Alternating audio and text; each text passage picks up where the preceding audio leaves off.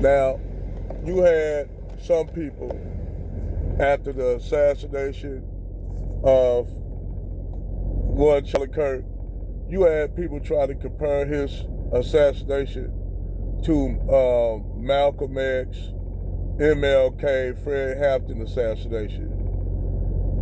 But the thing is, you can't compare that to their assassinations because Charlie Kerk was assassinated by ultra.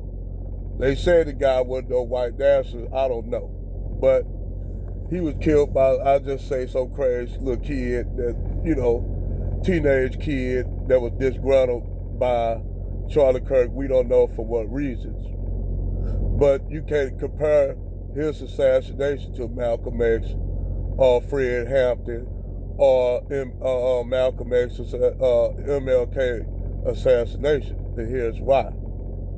See, the government had a lot to do with MLK assassination, Malcolm X assassination, and Fred Hampton assassination.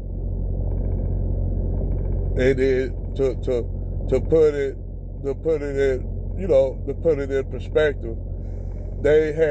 They organizations was infiltrated by FBI and CIA agents, basically trying to destroy the Nation of Islam, destroy the Black Panther Party, and destroy Malcolm X in his movements from the inside out.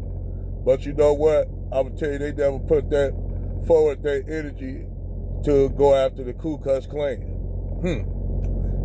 Surprising. But even though you had one Thrive Thurman, a Grand Wizard during that time of the Ku Klux Klan, a lot of your white, at that time, liberal leaders was Ku Klux Klan members that came out of southern states that were senators and governors and shit. But we ain't gonna even talk about that right now. That's a whole other video. But how the liberals flipped the script, and then how the liberals how black people became Democrats, the Confederacy, the same motherfucking Democrats who were Confederates, which is, you had black people that were Republicans at first, but somehow they call it the big flip. Where you had black women started voting Democrat thanks to Lyndon Johnson tricking them with integration and shit, which to me, I would just keep it real. Integration was the worst thing black people could ever did. I'm gonna tell you why. Because you had Negroes thought that they would be safer by integrating with white people, and white people never wanted to be around you. Even now, they don't. Let's be keeping a buck. I ain't saying regular white people or nothing like that. I'm talking about, these certain types. Shit, they see you driving a nice car in an all-white area, and you live in that community, they still pull you over and check you and ask you for your registrations, who car you driving, and do you live in this house? They still do that shit. And then on top of that, they always say, well, you living in a $1 million house in a mostly white area, so now they gonna say, oh, the property gonna go down now due to one black family moving in. So, I said at one time we did have our own thriving black communities at one time. We did have our own shit, but somehow some of these buck dance Uncle Tom Negroes wanted to be close to white people. Ain't nothing wrong with that, but it would have been better if we had our own shit. However, every time when we did try to have our own shit, them folks would come and burn the shit down and destroy it. But that's a whole nother video talking about that. But anyway, back to the subject at hand. You cannot compare Charlie Kerk assassination to MLK, Fred Hampton, and Malcolm X. You can't do it because it's completely different.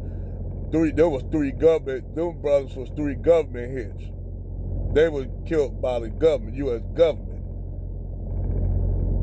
Charlie Kerk was killed by a crazed government.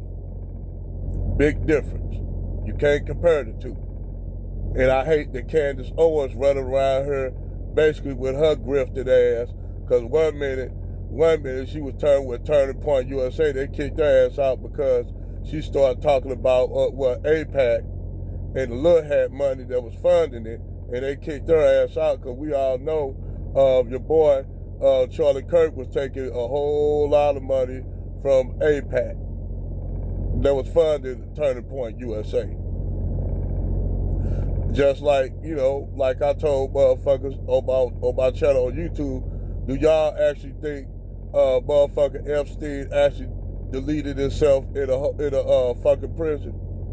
This motherfucker that's a multi-billionaire, you think they gonna let that man that got all that money just self-delete himself?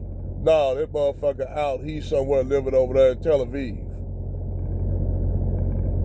And I bet you it's people that know he's over in Tel Aviv. Probably doing the same shit over there, because keep in mind, all this money was going to actually remove the Palestinians in Gaza, just so they could build that damn canal. It didn't have shit to do with no Palestinian, no Hamas going across the Israeli border and snatching some Israelis out the bed. That shit don't even make sense. But they used that to remove the Palestinians out the West Bank. And it's funny how, let me not say that, because they already put enough strikes on my channel, and I would just keep that. I would put that on Rumble, talking about that.